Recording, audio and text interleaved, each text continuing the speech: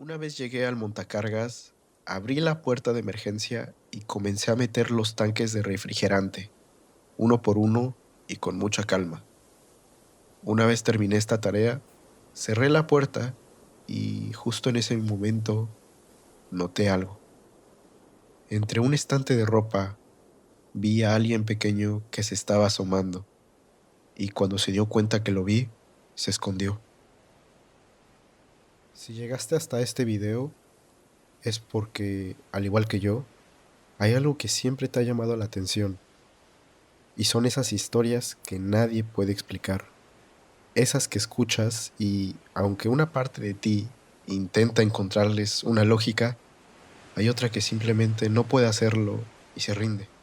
No importa si al final resulta tener una respuesta lógica o no. Hay historias que simplemente se quedan con nosotros. Pueden ser por un día o por muchos días. Y espero este sea el caso. Así que, sin más, acompáñame a descubrir estas historias que el público me ha hecho llegar, esas donde está lo que nadie quiere ver en la oscuridad. Comenzamos.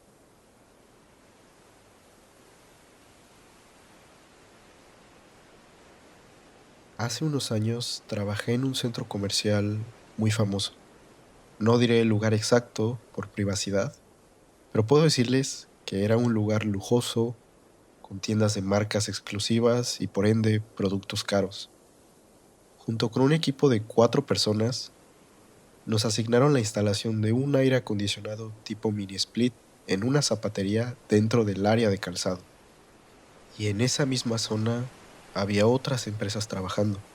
Algunos colocaban paredes de tabla roca, otros instalaban bancos y estructuras para las nuevas tiendas. La remodelación se había llevado a cabo en la noche, en el turno de 11 p.m. a 6 de la mañana, así que durante esas horas nadie podía salir del edificio. Estoy contando estos detalles porque a día de hoy no le encuentro una lógica a todo lo que viví, pero déjenme seguir explicando. Para entrar, teníamos que usar la zona de carga, esa donde llegan los camiones con mercancía. Ya desde ahí tomábamos el montacargas para subir al piso de la zapatería, que estaba en el segundo o en el tercer nivel, si no mal recuerdo. La primera noche fue agotadora, porque tuvimos que subir el material de poco en poco. Después de ahí tuvimos que organizarnos, ver el espacio y prepararnos para la instalación. Cuando ya casi íbamos a terminar, solo nos faltaba una caja de herramientas, así que enviamos a un compañero por ella. Tardó unos minutos en regresar, lo cual era totalmente normal, pero cuando lo hizo, venía corriendo hacia nosotros con el rostro asustado. Los maniquíes se movieron, dijo sin aliento. Estaban parados en círculo, como si hablaran entre ellos. Nos miramos todos por un rato en un silencio que hacía que pudiéramos escuchar el palpitar de su corazón. Luego, alguien de nosotros soltó una risa. Pensamos que estaba cansado, que había confundido sombras o que su mente le estaba haciendo pasar un mal rato. Yo le dije que dejara de contar tonterías y, sin más, seguimos con nuestro trabajo esa noche. Después de un par de días, la tensión ya se había disipado. Nadie, incluyéndome, volvió a mencionar algo de los maniquíes. De hecho, ni siquiera nos acordábamos de aquel suceso. Esa noche en particular, me tocó ir solo al montacargas a buscar unos tanques de refrigerante. Pero para llegar hasta allá, tenía que cruzar la sección de ropa primero. Ahí había decenas de maniquíes exhibiendo diferentes estilos de ropa, como era de esperarse. Desde el primer pie que puse en ese lugar, sentí algo extraño. Tal vez era mi inconsciente trayendo a colación la historia de mi compañero, o tal vez era una sensación difícil de describir. Lo que sí puedo decirles con certeza es que no sentía miedo, solamente una incomodidad que no había sentido antes. Una vez llegué al montacargas, Abrí la puerta de emergencia y comencé a meter los tanques de refrigerante, uno por uno y con mucha calma. Una vez terminé esta tarea, cerré la puerta y justo en ese momento noté algo. Entre un estante de ropa vi a alguien pequeño que se estaba asomando y cuando se dio cuenta que lo vi, se escondió. Cuando suceden estas cosas, creo que nuestros primeros pensamientos siempre van dirigidos a la lógica. En este caso, mi primer pensamiento fue que era mi compañero, ese mismo que había dicho que los maniquíes se movían unas noches antes. Seguramente quería hacernos creer a la mala o hacernos una broma. Yo me acerqué con calma y cuando estuve frente al estante, abrí la ropa de golpe para sorprenderlo, pero ahí no había nadie. Lo único que encontré fue el maniquí de un niño que estaba tirado en el suelo.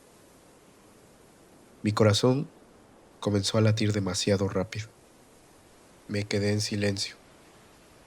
Traté de mirar a mis alrededores, esperando encontrar a alguien escondido entre la ropa, pero no había nadie más. Tuve que volver molesto y un poco acelerado. Tuve que volver con los tanques de refrigerante y solo pensaba en reclamarle a mi compañero por el susto, pues de alguna forma me convencí que era él, pero cuando llegué, lo vi trabajando y con una expresión demasiado seria. Y eso no es lo peor. Estaba a más de 2 metros de altura, asegurado con un arnés. No había manera de que hubiera bajado, corrido hasta el montacargas y regresado en tan poco tiempo. Por primera vez en toda la noche sentí un escalofrío subiéndome por la espalda. Unos minutos después, miré de nuevo hacia el estante donde había encontrado el maniquí en el suelo. Esta vez estaba de pie. Me quedé congelado de nuevo. Al principio pensé que tal vez otro trabajador lo había levantado, pero siendo sincero sabía que era absurdo. Siempre hacemos esta clase de suposiciones cuando pasa algo. Y también me di cuenta de algo mucho peor. Cada vez que lo veía, su pose era diferente. Primero tenía los brazos pegados al cuerpo, y esta vez lo encontré con los brazos cruzados, y después con una mano levantada, como si estuviera saludando. Mi respiración se aceleró. Fue entonces cuando mi compañero, el mismo que había visto algo aquella primera noche, se acercó y me susurró algo al oído. No los mires. Si los miras, se mueven más. Yo no supe qué decir. Solo asentí, lo miré y traté de no volver a verlos ni prestarles tanta atención. Yo creo que desde entonces los maniquíes me ponen los pelos de punta. No importa si los veo de noche o de día, no puedo evitar sentir que en cualquier momento van a moverse otra vez.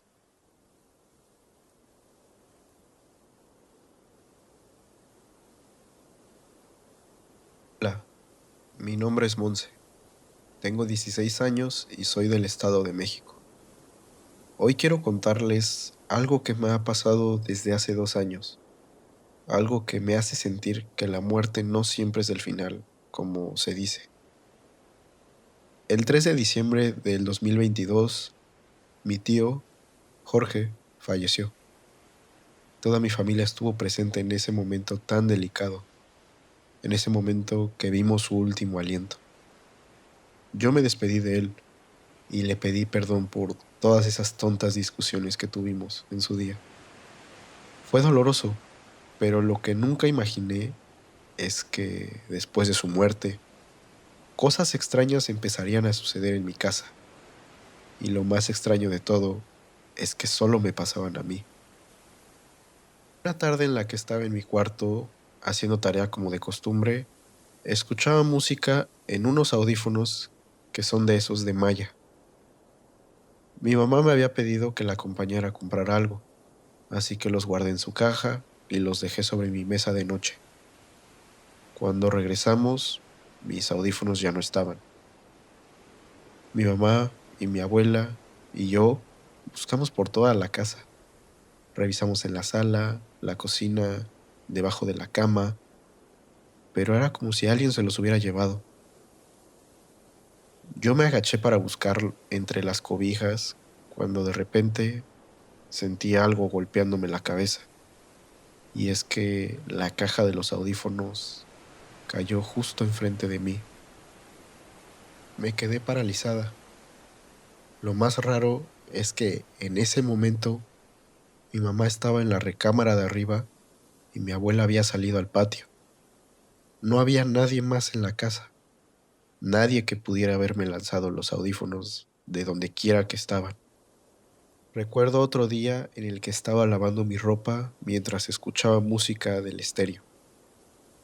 Estaba completamente sola esta vez, cuando de repente escuché un ruido fuerte.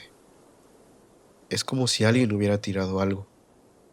Me asomé con el corazón latiendo en el pecho, y ahí estaba. Eran mis fotos de mi primera comunión. Estaban en una caja, pero ahora se encontraban regadas frente a la urna donde guardamos sus cenizas.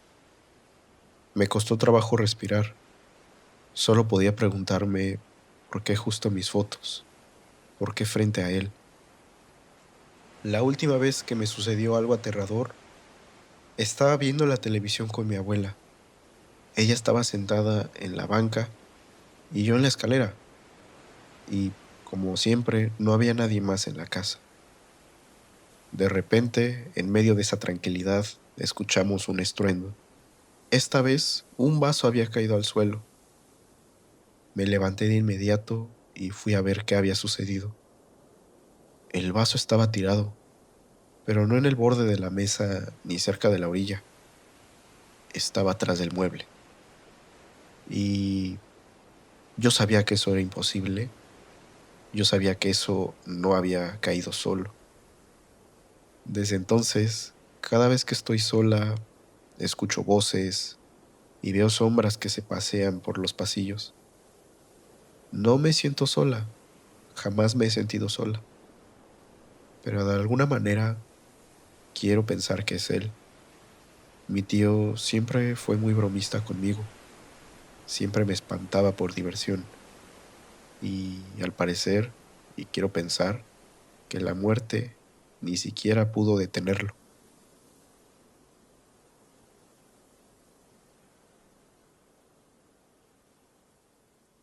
Tuve la oportunidad de impartir unos cursos en el Tecnológico de Ciudad Cerdán, en Puebla.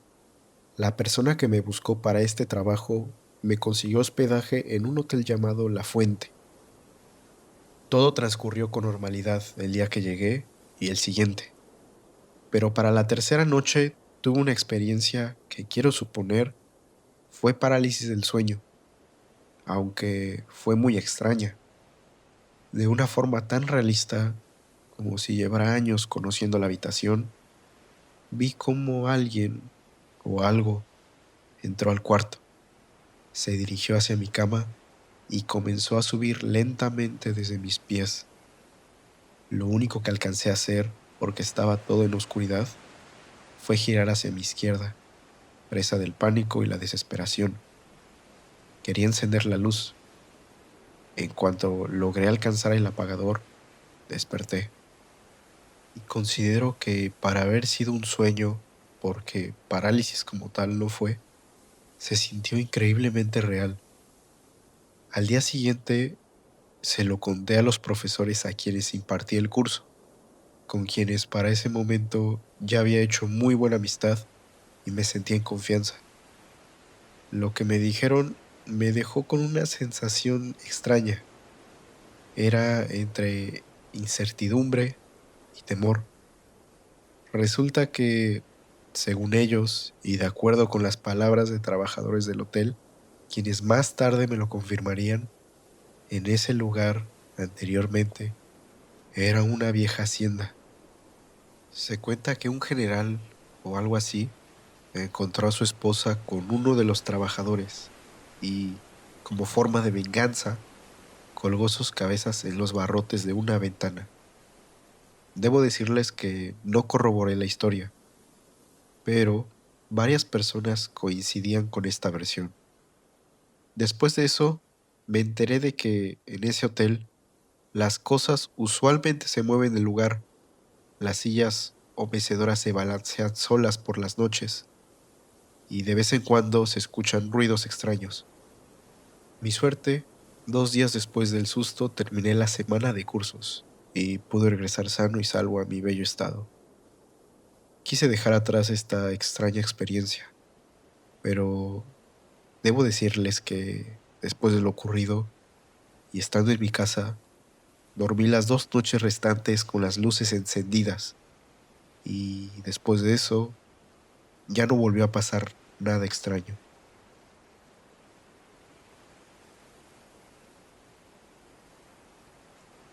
Hola, soy de Mexicali, Baja California.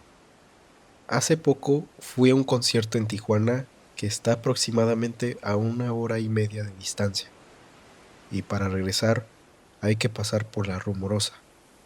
Y si no saben dónde es, les recomiendo buscarla, porque tiene una fama bastante peculiar. Cuando terminó el concierto, tuvimos que regresar esa misma madrugada porque mis compañeros de viaje y yo teníamos que trabajar al día siguiente temprano en Mexicali. Así que no había de otra. Nos fuimos ya entrada la noche. Una amiga llamada Kenia iba de copiloto. Ella era quien se encargaba de la música mientras platicábamos. Eran como las 2:30 de la mañana cuando comenzábamos el descenso por La Rumorosa. Y aquí fue donde pasó lo extraño. Poco antes del segundo descanso de la carretera, yo llevaba las luces altas encendidas y desde cierta distancia alcancé a ver una mujer del lado derecho del camino. Le calculo que era alguien de 25 o 30 años. Recuerdo que llevaba una chamarra Levi's, una blusa blanca y un pantalón negro. Tenía el cabello castaño con tonos rojizos. Lo que más me llamó la atención fue en la posición que estaba. Se veía arrodillada, con las manos sobre las piernas, mirando fijamente hacia el frente, como si estuviera rezando. También alcancé a notar que no había ningún carro cerca de ella, por lo cual estaba completamente sola. En cuanto la vi, dije, oigan, ¿ya vieron a la tipa ahí en la orilla rezando? Kenia me respondió confundida. ¿Qué? Yo no vi nada. No inventes, traigo las luces altas. Claro que se tenía que ver, le contesté. A lo que ella me insistió. Yo creo que estás loco porque yo no vi nada. Yo solo solté una risa nerviosa y dije, no inventes. El resto del camino me la pasé dándole vueltas al asunto sin decir mucho. Trataba de entender qué había visto. Una vez en mi casa, aquella noche no pude dormir. Seguía pensando si esa mujer realmente estaba ahí o si fue el único que la vio. Fue algo que me ocurrió a finales de septiembre de hace 4 años. Dicen que los caminos de La Rumorosa están llenos de historias y sucesos extraños, y estoy seguro que después de esa noche entendí por qué tanta gente habla de este lugar.